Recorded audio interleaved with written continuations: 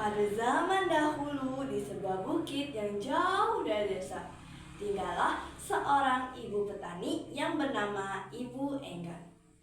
Ia menanam sayuran untuk dijual kembali ke pasar. Syukurlah hari ini cukup banyak sayuran yang bisa dijual. Cuacanya panas sekali, aku butuh minum. Nak, anakku, bisakah kau menolong ibu ambilkan segelas air putih? Sang ibu mempunyai seorang putri yang cantik yang bernama Putri Sorea.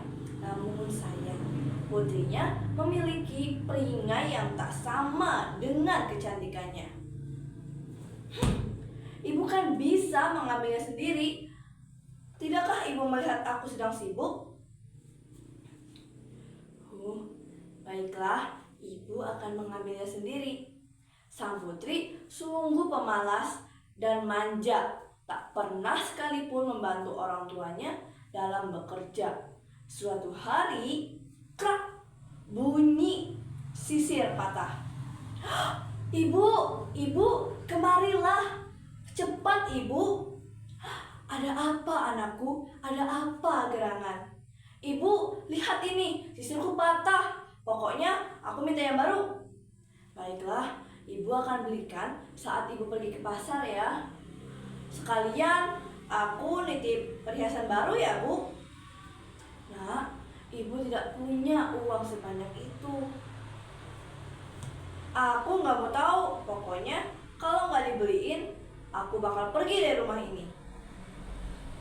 Sang ibu terkejut mendengar perkataan sang putri. Akhirnya, ia Oke.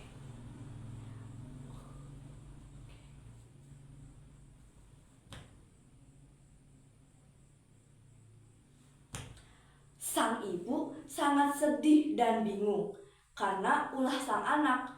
Malam itu, sang ibu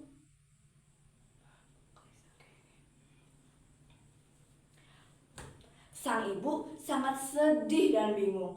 Malam itu, sang ibu nampak gelisah. Sang ibu menjadi sangat sedih dan bingung karena ulah sang anak itu. Malam itu, ibu nampak gelisah. Ia memutuskan untuk membuka celengan yang sudah ia tabung selama ini. Tabungan itu berisi untuk kebutuhan sehari-hari. Demi mengabulkan permintaan sang anak satu-satunya, ia rela memecahkannya. Esoknya, sang ibu hendak pergi ke pasar untuk menjual sayur dan membelikan permintaan sang anak itu.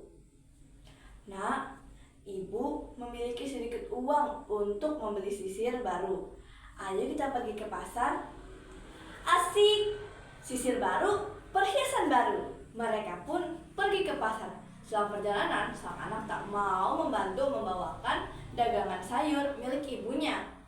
Setelah perjalanan panjang menuju bukit, mereka akhirnya hampir tiba di pasar. Ketika hendak memasuki pasar, sang anak tiba-tiba berpesan, "Ibu, sebaiknya ibu berjalan agak jauh dariku." "Mengapa anakku?" sang ibu berkata. Sang anak menjawab, "Sudahlah ibu, ikuti saja perkataanku. Mana uangnya? Biar aku beli sendiri." Rupanya sang anak merasa malu mempunyai ibu yang tak secantik dirinya, sehingga ia meminta untuk berjalan berjauhan. Sesampainya di toko perhiasan, Nana cantik, silakan lihat perhiasannya. Wah, bagus-bagus sekali. Aku jadi bingung memilih yang mana. Apakah kau sudah menemukannya pas, anakku? Apakah itu ibumu, Nana cantik? Aku tak punya ibu seperti itu. Sang ibu terkejut mendengar perkataan anaknya itu. Tapi ia masih memaafkannya. Setelah kembali membeli perhiasan dan sisir, mereka akhirnya pulang. Sama waktu berangkat, sang anak enggan berjalan berdekatan dengan sang ibu. Selama perjalanan, sang anak bertemu beberapa pemuda. "Hai Nana cantik, kecantikanmu begitu indah, sehingga membuat kami terpesona." "Wah, terima kasih." "Mereka siapa, Nak?" sang ibu bertanya. Lalu, "Hah? Apakah itu ibumu?" "Heh, denger ya, ibuku itu jauh lebih cantik daripada dia. Dia bukan siapa-siapaku." Sang ibu terkejut. Sepertinya Tuhan mengabulkan doa sang ibu. Seketika awan gelap mulai menaungi langit yang cerah. Sang anak terkejut. Tiba-tiba kakinya tak bisa digerakkan. "Hah? Ada apa dengan kakiku? Mengapa tak bisa digerakkan?" Ternyata kaki sang anak mulai membatu. Sekujur tubuhnya perlahan-lahan mulai menyatu. Ibu, maafkan aku, Ibu, maafkan aku."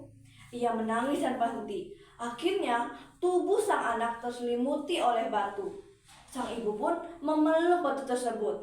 Dari dalam batu terus mengalir air mata sang anak. Pesan moral yang bisa kita ambil dari cerita ini adalah jangan pernah menyakiti orang tua karena keterbatasannya. Sayangi dan hormatilah kedua orang tuamu, terutama ibu yang telah melahirkan dan membesarkan kita dengan penuh kasih sayang. Sekian cerita dari Karelin. Wassalamualaikum warahmatullahi wabarakatuh.